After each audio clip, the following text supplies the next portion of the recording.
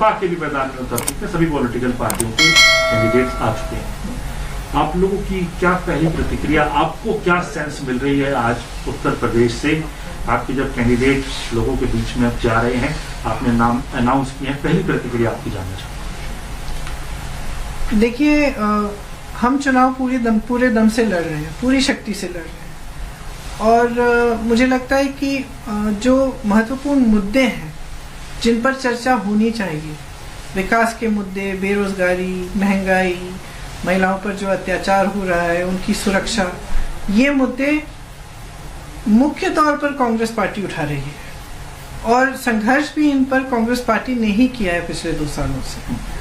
तो मैं समझती हूँ कि जिस तरह से जो जनता की आवाज है वो कांग्रेस उठा रही है, बार बार लगातार उठा रही है, संघर्ष कर रही है, और आशा है कि नतीजा अच्छा हो। प्रियंका जी, उत्तर प्रदेश जहाँ पर कास्ट कॉम्बिनेशन, कम्युनिटी कॉम्बिनेशन, इस सब को देख के पॉलिटिकल पार्टियां सब अपने उम्मीदवार तय करती हैं, मुद्दे तय करती हैं। आपने एक ऐसा स्टेप लिया है जिसमें 40% आप महिलाओं को टिकट दे रही हैं, युवाओं को प्राथमिकता दे रही हैं। तो अगर इसको हम कंक्लूजन पे देखें तो आप एक डिस्कोर्स बदल रही हैं पूरा यूपी की पॉलिटिक्स का। तो मैं इसको क्या समझूं कि आपकी एक सोची समझी रणनीति या एक गैम्बल जो कांग्रेस पार्टी कर रही है, या एक बड़ा एक्सपेरिमेंट जो आप लोग कर रही हैं, क्या एक सोचा समझा एक्सपेरिमेंट है या एक सिर्फ डिस्कोर्स बदलने वाली बात है? नहीं, देखिए, आप इसको कुछ भी कहें, आप इसको रणनीति कहें, एक्सपेरिमेंट कहें, किसी ने कहा कि कुछ पॉलिटिक्स में आप कुछ अपना अलग वो दिशा तय कर रहे हैं। देखिए, जिस से मैं मिलती हूँ, जहां जहां मैं जाती हूँ, ठीक है, समस्याएं क्या होती हैं। आज उत्तर प्रदेश में सबसे बड़ी समस्याएं क्या है?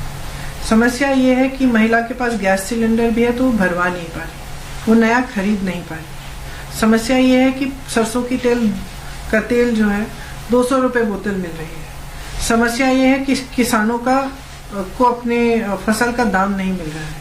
खाद की लाइन में किसानों की मृत्यु हो रही है, किसान आत्महत्या कर रहा है, किसानों को कुचला जा रहा है, और जो कुचलने वाला है उसको पुलिस और प्रशासन बचा रही है, लेकिन किसानों के लिए कुछ नहीं कर रही है।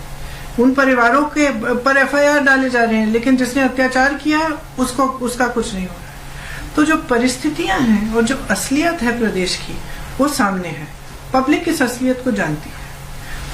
तमाम राजनीतिक दल क्या कर रहे हैं, इस असलियत को छुपा कर या इससे हटकर ऐसी बातें करना चाह रहे हैं, ऐसे मुद्दे उठाना चाह रहे हैं चुनाव के समय जो जज्बाती है। तो जाति पर आधारित, सांप्रदायिकता पर आधारित ये मुद्दे उठाए जाते हैं, क्योंकि विकास की बात करना नहीं चाहते। इससे नुकसान सिर्फ पब्लिक का होता है, इससे सिर्फ और सिर्फ राजनीतिक दलों का फायदा होता है। तो हम क्या कह रहे हैं कांग्रेस पार्टी? हम कह रहे हैं कि इन मुद्दों से हटकर आप असली मुद्दों पर आइए।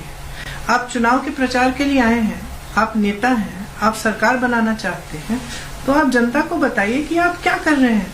और हम बार बार लगातार ये कह रहे हैं जनता को कि जागरूक बनिए, जवाबदेह बनाइए नेताओं को, सब राजनीतिक दलों को, हमें भी जवाबदेह जब तक आप नहीं बनाएंगे तब तक आपका काम क्यों किया जाएगा? अगर नेता जानता है कि 5 साल बाद आपके यहाँ आएगा, मैं अभी हाल ही में फिरोजाबाद में एक मोहल्ले में गई, वहां बातचीत हो रही थी महिलाओं से, तो उन्होंने कहा देखिए हमने तो अपनी जाति पर आधारित वोट डाला है पिछले कितने चुनाव से। तो मैंने कहा कि फिर आपको मिला क्या?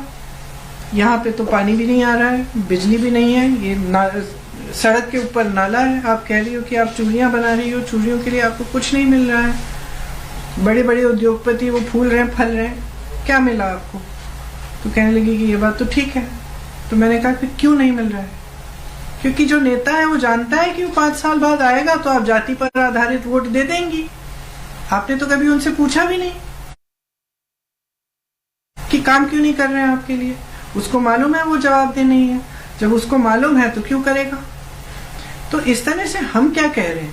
आप कह रहे हैं डिस्कोर्स बदलना है, ये रणनीति है या क्या है, या इसमें चुनाव में फायदा होगा। हम कह रहे हैं कि किसी न किसी को करना है, ये करना है, लोगों को जागरूक बनाना है, कहना है कि बस बहुत हो गया है, बहुत हो गया, अब हमारे काम की बात करो, आप हमारे लिए करने क्या वाले हो। हम चुनावों के वक्त में बहुत बड़ा रिस्क है। मैं जितनी राजनीतिक पंडितों की बात करें तो बहुत बड़ा रिस्क है ये कि एक एंड मोमेंट पे जब सारी पार्टियां अपने तरीके से काम कर रही हैं, वहां पे इस तरीके से लोगों को समझाना, आपको लगता है आपकी बात वहां तक पहुंच पाएगी जहां आप पहुंचाना चाहेंगे, वोटर के दिमाग में पहुंच पाएगी, आप लोगों की सीटें आ पाएंगी, आप लोगों के उम्मीदवार जीत पाएंगे? क्योंकि कई उम्मीदवार ऐसे हैं आपके 40% महिलाओं के नाम पे। आप पता नहीं, आपने मुझे ये पूछना चाहूंगा कि क्या परेशानी भी हुई आपको महिलाओं को? कोई परेशानी नहीं हुई। हर सीट में 3-4 महिलाओं के आवेदन पत्र मिले, उससे भी ज्यादा, तो कोई परेशानी नहीं। तो आपको लगता है कि वो जो बात आप कह पा रहे हैं, माइंड में हिट करना चाह रहे हैं लोगों की, वो हिट हो पाएगी? क्योंकि अलग पार्टी है। क्यों नहीं होगी? क्यों नहीं होगी? हमारी बात हम पहुंचा रहे हैं, जोरदार तरह से हम प्रचार कर रहे हैं, डोर टू डोर भी कर रहे हैं, क्यों नहीं पहुंचेगी बात? आपने देखा, देखिए ये कोविड की के नियम हैं जो अभी लागू हुए, इससे पहले हमने कहा था कि हम मैराथन करेंगे महिलाओं के लिए। हमने आपस में भी ये अनुमान नहीं लगाया था कि कितनी महिलाएं आएंगी। हमने सोचा कि हाँ ठीक है, मेरठ में मैराथन कर रहे हैं, 1500-2000 महिलाएं आ जाएंगी। 8000 आई, उसके बाद झांसी में की 12000 आई, लखनऊ में की 14000 आई। तो क्योंकि उनके मन में कोई बात है ना, वो उनकी अभिव्यक्ति भी है, उनकी समस्याओं की अभिव्यक्ति भी है। वो चाह रही है कि कोई उनकी बात सुने, वो भी चाह रही है कि भाई हम भी तो अपना भविष्य बनाना चाहते हैं, हमें कौन मदद करेगा? तो जब उनके मन में ये बात है तो क्यों नहीं मानेंगे? मतलब महिलाओं का रिस्पांस आपको मिल रहा है, और जो 40% लड़की हूँ लड़ सकती हूँ का नारा है, तो आपको हर गली गली के अंदर वो लड़की। आप बताइए, आप घूमे हैं यूपी में, तो आपने पूछा है महिलाओं से, तो आपको भी एहसास हुआ होगा। अच्छा मैम, एक और आपसे बात पूछना चाहूंगा कि आप लड़की हूँ लड़ सकती हूँ का नारा दे रहे हैं। आज हमने प्रेस कॉन्फ्रेंस भी देखी, हमने करी, तो वहां पर भी आपसे ये सवाल पूछा गया कि यूपी में ही लड़की लड़ रही है, बाकी जगहों पे आपके प्रदेश। शुरुआत कहीं से तो होनी चाहिए ना। जब शुरुआत होती है तो कहीं से होती है, एक जगह से होती है। अब उत्तर प्रदेश की प्रभारी मैं हूँ, मैंने शुरुआत की, मैं तो चाहती हूँ कि पूरे देश भर में हो, और इसके बाद मैं कोशिश करूंगी कि हमारे सारे प्रदेशों में हो, क्यों नहीं? क्योंकि पंजाब की लिस्ट निकली थी। अब ये तो वो बात हुई ना कि इसके बारे में हम आलोचना क्या करें, तो कुछ ना कुछ निकालना पड़ेगा। चलो यही निकाल लेते हैं कि यहीं पे क्यों हो रहा है ना? नहीं, आपको उस बात पे आपको क्योंकि आप जानते हैं कि ये जो मूवमेंट है इसमें एक ऊर्जा है, और ये सही बात है। जब 50% महिलाएं हैं इस देश में, तो उनकी भागीदारी क्यों नहीं होनी चाहिए भाई? क्यों नहीं होनी चाहिए भागीदारी? तो मैम अगर आप कहें तो मैं आपसे इतना जरूर पूछना चाहूंगा कि भागीदारी तो लीडरशिप में भी होनी चाहिए। आप जब आप एक चेहरा हैं, तो आप मुख्यमंत्री के तौर पर अपने आप क्यों नहीं प्रोजेक्ट करते? भागीदारी वहां क्यों नहीं मिलती जहाँ एक तरफ सपा से जो है अखिलेश यादव है, वहां से योगी आदित्यनाथ है, तो यहाँ पे भी तो मुख्यमंत्री के चेहरे में भी तो मिलनी चाहिए भागीदारी। आप हेजिटेट क्यों करते हैं? हेजिटेशन कहाँ है? हेजिटेशन किस बात का है? मेरी पार्टी की कहीं कहीं मेरी पार्टी ये तय करती है कि कौन मुख्यमंत्री का चेहरा बनेगा, कहीं कहीं नहीं करती है। तो ये मेरी पार्टी का तरीका है, इसमें हेजिटेशन की क्या बात है? कोई हेजिटेशन नहीं।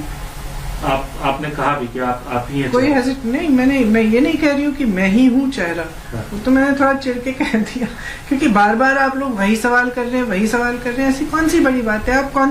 आप बताइए, इतने प्रदेश हैं, इतने प्रभारी हैं, चाहे कांग्रेस पार्टी के हों चाहे भाजपा के हों, क्या आप उन सबसे पूछते हैं कि वो मुख्यमंत्री का चेहरा बन रहे हैं कि नहीं? क्यों नहीं पूछते? मुझसे क्यों पूछ रहे हैं? प्रियंका जी की बात एक इसलिए अलग है क्योंकि आपने जो एक नारा दिया है अभी तक। अच्छा, इस नारे से पहले भी आप पूछ रहे थे? 40%। ये तो नहीं है कि जब से ये नारा हुआ तब से ये सवाल उठाना शुरू किया आपने। यूपी की जो पॉलिटिक्स है, यूपी की पॉलिटिक्स हमेशा कास्ट बेस्ड पॉलिटिक्स। तो कभी ना कभी तो बदलाव आना चाहिए ना, कभी ना कभी तो देखिए पॉलिटिक्स इससे ऊपर उठकर असली मुद्दों पे होनी चाहिए। अभी तो शुरुआत तो इससे पहले होनी चाहिए थी, लेकिन ये पहल किसी को करनी पड़ेगी ना। क्या आप बताइए, आपकी कितनी समस्याएं हैं? तो आप क्या चाहेंगे कि सरकार उन्हें सुलझाए कि सरकार आपको बहकाए? ठीक। तो कभी ना कभी तो ये होना ही है ना, तो किसी को ये पहल करनी है कि बहुत हो गया है, अब विकास की बात करो। तमाम नौजवान बेरोजगार पड़े हुए हैं, उनके लिए क्या किया है सरकार ने? चुनाव आता है, कह देते हैं कि 25 लाख नौकरियां देंगे, आपको रोजगार देंगे। कभी समझाया कि कहां से आएंगे? हमने क्या कहा? हमने कहा हम 20 लाख नौकरियां रोजगार दिलवाएंगे। हमने ऐसे हवा में नहीं कहा है, हमने एक ये पूरा घोषणा पत्र निकाला है। किस लिए निकाला है? हम भी बैठ सकते थे, कह सकते थे कि हम कह रहे हैं कि भाई हो जाएगा हो जाएगा, लेकिन इसमें हमने क्या क्या लिखा है? इसमें हमने जितनी भी युवाओं की समस्या है उनके समाधान के लिए एक खाका बनाया है। क्यों? क्योंकि हम सीरियस हैं। हम चुनाव के समय ये सब घोषणाएं नहीं कर रहे हैं। आप बताइए, 5 साल से सरकार है यूपी में, क्या कि पिछला महीना ही मिला इनको कि हवाई अड्डे का उद्घाटन करें और हाईवे का उद्घाटन करें और नई नई इंडस्ट्री लगाएं? क्यों? इससे पहले टाइम नहीं था? सिर्फ 1 महीने पहले चुनाव के आप सब घोषणाएं कर रहे हैं। तो घोषणा करनी है तो ठोस तरह से करें। जैसे हम कह रहे हैं, इसमें हमने क्या कहा है कि ये 20 लाख नौकरी जो रोजगार आएंगी कहां से, इसमें पूरा स्पष्ट हमने खाका बनाया है। हमने पूरा रिसर्च किया है कि इसके लिए क्या सरकार में फंड्स होंगे कि नहीं, फंड्स कहाँ से आएंगे, किस तरह से रोजगार आए हैं। फिर आपको मालूम है कि यूपी में जो ये परीक्षाएं हैं, खासतौर से जो भर्ती वाली हैं, इनमें कितना घोटाला है, कितनी रद्द हो जाती हैं परीक्षा देने के बाद। इसमें कट ऑफ चेंज होता, बेचारे बच्चे मुझसे मिलते हैं, दीदी कट ऑफ इतना था, हम पास हो गए, 2 महीने बाद बोल दिया कि कट ऑफ ही बदल गया है। मैं एक ऐसे बच्चे से मैंने बात की जो 6 साल इंतजार कर रहा है, वो पास हो गया है। 6 साल इंतजार कर रहा है कि उसकी नियुक्ति होगी, उसकी नियुक्ति नहीं की गई है। और बताइए कितना मुश्किल है सरकार के लिए, कितना मुश्किल है कि इन चीजों का समाधान करें। मुश्किल नहीं है, हम सब इसमें स्पष्ट कह रहे हैं, हम एक जॉब कैलेंडर बनाएंगे। सारी परीक्षाएं, उनकी डेट, उनके रिजल्ट कब तक आएंगे, नियुक्तियां कब तक होंगी, 6 महीने से ज्यादा नहीं होगा। और अगर होगा तो जुर्माना होगा, जो भी अफसर जो भी उसमें कुछ गड़बड़ कर रहे हैं उसका जुर्माना होगा। तो हम कह रहे हैं कि हम इस तरह से आपकी समस्याओं का समाधान करना चाहती हूँ। मेरी आशा है कि जितने भी युवक हैं और युवतियां हैं ये पढ़ें, ऑनलाइन पढ़िए या कहीं से कांग्रेस के ऑफिसों से, जिलों में, ये आप इसको लीजिए और इसको पढ़िए। क्योंकि हम चाहते हैं कि ये राजनीति बदले, हम चाहते हैं कि विकास के मुद्दों पे बात हो। तो सरकार का तो मैं मान सकता हूँ कि सरकार का तो अपना लेखा जोखा देना होता है 5 साल के बाद। विपक्ष में क्यों देख रहे हैं? विपक्ष में आप ही क्यों? कांग्रेस ही इस ट्रैक पे चल रही है, बाकी विपक्षी पार्टियां, समाजवादी पार्टी हो, बसपा भी कहीं ना कहीं दिखाई आप मुझे बताइए कि ये जो सांप्रदायिकता है और जो जातिवाद है, इसको राजनीति में लाने से फायदा किसका होता है? कभी पब्लिक का फायदा हुआ है? सिर्फ राजनीतिक दलों का फायदा हुआ है। जैसे मैंने पहले कहा, नेता को मालूम है कि आपका वोट मिलना ही है, जज्बाती वोट दोगे आप, फायदा तो उसी का है ना। पब्लिक का फायदा इसमें है कि विकास की बात हो, नौजवान का फायदा है कि रोजगार की बात हो, किसान का फायदा है कि खाद के दाम, फसल के दाम की बात हो, किस तरह से सरकार उसकी मदद करेगी। महिलाओं का फायदा है कि हमारी सुरक्षा, हमें आगे बढ़ाने के लिए, हमें हमारे सशक्तिकरण के लिए सरकार क्या कर रही है।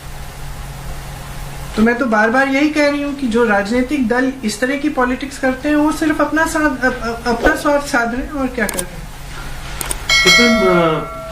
If we go by the Uttar Pradesh government and the BJP, their agenda is clear that what they are doing, मंदिर।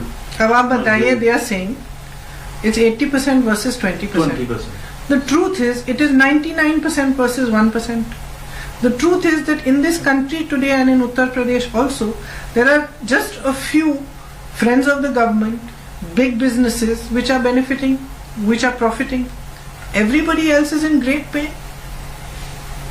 Why are we not talking about the percentage of unemployed people in Uttar Pradesh? Why are we not talking about the percentage of the budget that the government is spending on education? Why are we not asking why has the government reduced this budget? Why in the time of COVID has your health budget not increased? What are you going to do for the people of Uttar Pradesh? Why are these not the questions we are addressing? Why are we addressing questions which actually have nothing to do with the progress of the state? Well, coming to the opposition unity, in 2017, SP and Congress party contested together. The result is known to everyone. In 2019, BSP and Samajwadi Party, they contested together. Congress contested separately. But this time, was there any possibility to make a alliance, to make a unity of the opposition, taking RLD on board, taking SP on board, and why did this not happen now? I had made very clear more than 6-8 months back that we were open to any sort of discussion. However, none of these discussions have actually materialized, and we've all found now that we are all fighting on our own. In a way, it is good for my party, and I'm happy that we are on this track, because it will give my party the opportunity to rebuild itself in the state. And I think it had been too long that we had not fought too many seats in UP. And when a party is fighting only 100 seats or 200 seats out of 400, it's obvious that in the seats that it doesn't fight, it becomes weaker and weaker. And that is what has happened with our party over 3 decades. So I think for us it was very, very important to fight on our own and to strengthen our own party as well. On this point also, Rahul ji had said in the press conference that regional parties cannot give a vision. Only Congress party can give a vision. And now you are fighting all alone in Uttar Pradesh. So do we expect that in the coming days, the Ekla Chalo policy will be endorsed by your Congress party just to strengthen your party? Because whenever you cut yourself, you limit yourself to some seats, then the local units, the local party, and your local units gets demoralized, or you can say they become defunct. See, I can speak for Uttar Pradesh, and as you said yourself, we have experimented with alliances in the past in Uttar Pradesh. We had an alliance in 2017 with the Samajwadi Party. Before that, we had alliances with the BSP. So, in Uttar Pradesh, this is the path we have chosen.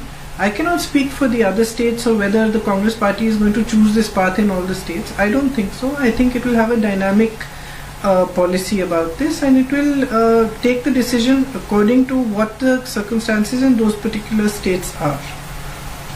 And ma'am, how tough is for your Congress party to make people understand that you are there in the fight? Because when we go to the vote percentage of 2019, it's 6 to 7%.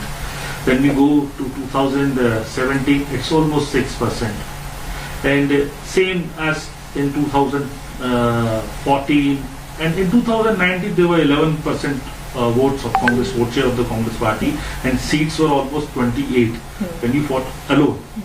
And in 2019 there were more than 20 member of parliament. 2009, more than 20 member of parliaments from the Congress party. It happened for more than 2 decades. After more than 2 decades. So what do we expect? How will you prove this thing to the people and to the people of Uttar Pradesh that you are there, and you are in the contest? Well, I am there, and they are seeing me there. They are seeing our party stand up for their issues continuously. They are seeing in the last 2 years that no other party has stood up for their issues the way the Congress party has. 18,700 of our workers have been imprisoned or put under house arrest in the last 1.5 years. This has not happened to any other party. So it is very clear that we are fighting. It is very clear that we are fighting for issues that concern people, and we will continue to do so. I personally feel that it will be immature to ask you about the number of seats. But what will be the scenario? What will be the Congress party's position in these elections? What we expect? Because after the 1952 elections, in whichever state the Congress party has gone down to 3rd position, has never come up on the position number 1. So how tough it is. And sorry, can you repeat that? After the 1952 elections, in whichever state Congress party has gone down to 3rd number place, 3rd or 4th, has never come out on the number 1. अच्छा, you mean to say once it goes to number 3, it has never been able to come back. Never been able to come back to number 1. So how tough it is, and what will be the position of your party, how you're accessing? See, I can't tell the future. As you said, it would be immature to predict we'll get this many seats, we'll be relevant in this manner or that manner. It's a fight that we are fully committed to. It's not going to end with the 2002 election. We are going to continue to fight for issues that matter. We are going to continue to be the principal party in UP that stands up for issues of the people. As of today, of all the opposition parties to the state government in UP, we are the ones who have raised issues consistently for the last 2 years. It has not happened by any other party. No other party has done so. We'll continue to do so. We'll continue to fight, and we will be relevant. आपने एक और बात भी कही कि post-poll alliance के लिए भी आपने दरवाजा खोल रखा है, लेकिन आपका एजेंडा प्रायोरिटी पर रहेगा। वो पोस्टपोल अलायंस के दरवाजा किस पार्टी के लिए खुला हुआ है? ऑब्वियसली में बीजेपी का नाम तो रूल आउट है। बीजेपी के लिए एकदम बंद है, बाकी पार्टियों के लिए खुला। लेकिन बाकी पार्टियां, सपा जो है वो आप लोगों के लिए अचानक से आक्रामक है। तो समाजवादी पार्टी से अखिलेश यादव तो कहते हैं दिल्ली से एजेंडा नहीं चलेगा। नहीं, देखिए, समाजवादी और भाजपा एक हद तक एक ही बिसात पर खेल रहे हैं, क्योंकि दोनों का फायदा उसी तरह की राजनीति से हो रहा है। कांग्रेस पार्टी कह रही है कि जनता का फायदा होना चाहिए, विकास होना चाहिए, विकास के मुद्दे उठने चाहिए। तो ये जो पार्टियां सांप्रदायिकता और जातिवाद की वजह से जिनका जो आगे बढ़ती हैं, उनका तो एक ही खेल होता है। तो दोनों एक दूसरे का फायदा ही करते हैं, और क्या होता है। तो आपको दोनों में कोई फर्क नहीं दिखाई दे रहा आज? मुख्य तौर पर नहीं। तो आप मुख्य अपोनेंट किसको मान रहे हैं वहां पे? आप ऑब्वियसली बात है, पहला तो हमारा मुख्य ओपोनेंट बेरोजगारी है, महंगाई है, जो प्रदेश में परिस्थितियां हैं, किसानों की परिस्थितियां, वो है। ये हमारी मुख्य चुनौती है और यही हमारी मुख्य ओपोनेंट है, और इन्हीं के खिलाफ हम लड़ेंगे। और मैम, एक कहीं ना कहीं इसमें एक इम्पोर्टेंट सवाल बनता है उस बात के लिए, उत्तर प्रदेश की राजनीति से अगर कोई नजर डाले हम, तो वहाँ तीसरा फैक्टर एक था बीएसपी। मायावती जी लगातार शांत है, नहीं कहते हैं, दिखाई दे रही है। आप लोग भी, मुझे भी बहुत आश्चर्य हुआ ये देख के कि बिल्कुल, मतलब हमने एक समय में 6-7 महीने पहले हम सोचते थे कि सक्रिय नहीं है, उनकी पार्टी सक्रिय नहीं है, हो सकता है कि चुनाव के पास आने के समय शुरू करेंगे। और लेकिन हमें भी बहुत आश्चर्य हुआ कि चुनाव भी आ गया, एकदम चुनाव के हम बीच में हैं, और फिर भी सक्रिय नहीं हुई। फिर भी बहुत, जैसे आपने कहा, बहुत शांत है, समझ में ही नहीं आता। वजह क्या लगती है मैम आपको? कुछ सोच पाए आप भी? हो सकता है कि भाजपा सरकार का दबाव हो उन पे। मैम, एक आपके यूथ मैनिफेस्टो आपने अलग से जारी किया, महिलाओं का मैनिफेस्टो अलग से जारी किया, तो एक माई फैक्टर तो उत्तर प्रदेश में और बिहार में हमने सुना कि मुस्लिम यादव माई फैक्टर एक चलता है। वहाँ बीजेपी के लिए अगले और अगलों की राजनीति, और एक आपका माई फैक्टर दिखाई दे रहा है जिसमें महिला के लिए आप अलग चल रही हैं, यूथ के लिए आप अलग मैनिफेस्टो दे रही हैं। तो ये माई फैक्टर के पीछे की वजह क्या है? क्या ये माना जाए कि उत्तर प्रदेश की इस चुनावी आंधी में जो कांग्रेस पार्टी को एक दिखाई दे रहा है मजबूत खंबा जिसको पकड़ के वो खड़े हो सकते हैं, तो जिस तरह से आप सवाल करते हैं, तो ऐसे लगता है कि हम पता नहीं कहाँ भटक रहे। अरे हम देखिए, हम लगातार ये कह रहे हैं कि किसी न किसी को ये राजनीति बदलनी पड़ेगी, किसी को खड़ा होना पड़ेगा। और हम कह रहे हैं कि विकास वो खंबा है, विकास वो खंबा है जिसको सब, पूरी पब्लिक को पकड़ना चाहिए, हमारी पार्टी को नहीं, पूरी पब्लिक को कहना चाहिए कि देखो हमारे देश की हालत देखो, प्रदेश की हालत देखो, किस तरह से जी रहे हैं हम, सबकी समस्याएं हैं, किस तरह से जी रहे हैं। आप क्या करोगे? या तो ये बताना शुरू करो, या हमें आपकी इस राजनीति से कोई मतलब नहीं है जो आप कर रहे हैं। मैं तो यही कह रही हूँ लगातार। यूथ का मैनिफेस्टो आपने अलग से दिया, क्योंकि मैं थोड़ा सा होमवर्क जो मैंने किया है कि तकरीबन 7 करोड़ महिला वोटर हैं, यूथ की भी आबादी अच्छी खासी है।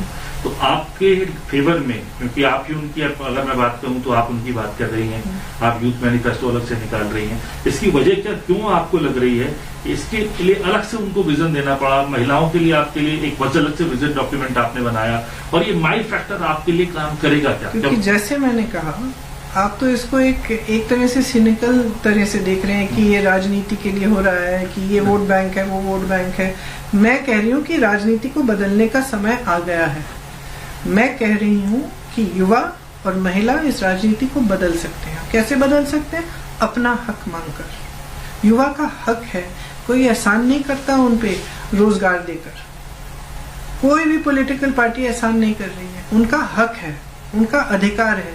अगर एक युवा एक परीक्षा देता है तो उसका अधिकार है, अगर वो नियुक्ति उसकी नहीं हो रही है 6 सालों के लिए, तो आप उसके हक को दबा रहे हैं ना। आपने देखा है कि जब युवा आवाज उठाता है यूपी में तो क्या होता है? आज सुबह ही ऐसा कुछ हुआ। तो जब अपनी आवाज उठाता है, आंदोलन करता है, तो आप उसको पकड़ के उसका पूरा करियर ही खराब कर दिया आपने। उसको जेल में डाल देते हैं, वो बेचारा यूनिवर्सिटी वापस नहीं जा सकता। क्या ये है सरकार? सरकार को तो सेवा करनी चाहिए। सरकार को तो कहना चाहिए कि जितने मौके हम दे सकते हैं आपको रोजगार के लिए, आगे बढ़ने के लिए, बिजनेस बनाने के लिए, सक्षम होने के लिए हम देंगे। ये सरकार का कर्तव्य है और जनता का अधिकार है, नौजवान का अधिकार है, महिला का अधिकार है, सरकार का कर्तव्य है। और सरकार ऐसे बिहेव कर रही है जैसे बहुत बड़ा एहसान कर रही है जनता पे, कि ये घोषणा करना कि हम आपको 25 लाख रोजगार देंगे, ये कोई एहसान है?